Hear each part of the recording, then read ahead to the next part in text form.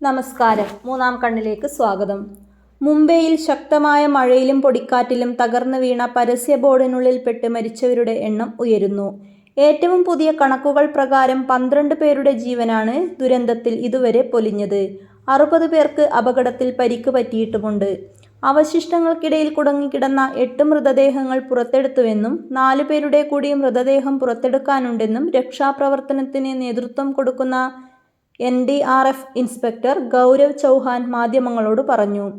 നഗരത്തിലെ പെട്രോൾ പമ്പിന് സമീപം സ്ഥാപിച്ച കൂറ്റൻ പരസ്യ ബോർഡാണ് തകർന്നു വീണത്. അതേസമയം ബിൽ ബോർഡ് സ്ഥാപിച്ചത് അധികൃതരുടെ അനുമതിയോടെയാണോ എന്ന് പോലീസ് അന്വേഷിക്കുകയാണ്.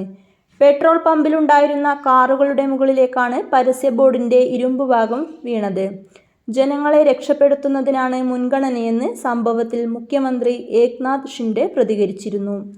പരിക്കേറ്റവർക്കുള്ള ചികിത്സ സർക്കാർ ഉറപ്പുവരുത്തും. മരിച്ചവരുടെ കുടുംബത്തിന് 5 ലക്ഷം രൂപ ധനസഹായം നൽകും. മുംബൈയിലെ എല്ലാ പരസ്യ ബോർഡുകളും പരിശോധിക്കാൻ പോലീസിന് നിർദ്ദേശം നൽകിയിട്ടുണ്ടെന്നും മുഖ്യമന്ത്രി അറിയിച്ചു. സംഭവത്തിൽ സർക്കാർ അന്വേഷണത്തിന് ഉത്തരവിട്ടതായി ഉപമുഖ്യമന്ത്രി ദേവേന്ദ്ര ഫഡ്നാവിസ് വ്യക്തമാക്കി.